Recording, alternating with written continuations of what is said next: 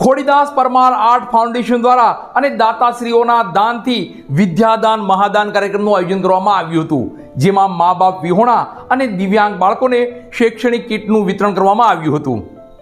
Khodidas Parmar art foundation Mahuva દ્વારા વિદ્યાદાન મહાદાન કાર્યક્રમ મહુવાના સૂર્યમંદિર ખાતે યોજવામાં આવ્યો હતો.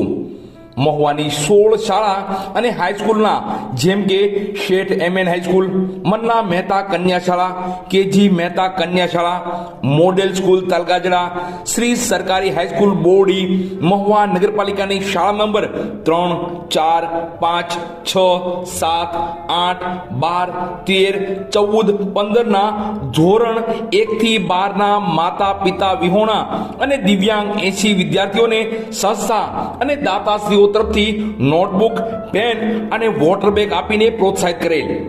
આ કાર્યક્રમ સૂર્યમંદિર કપોળ બોર્ડિંગ મહુવામાં યોજેલ.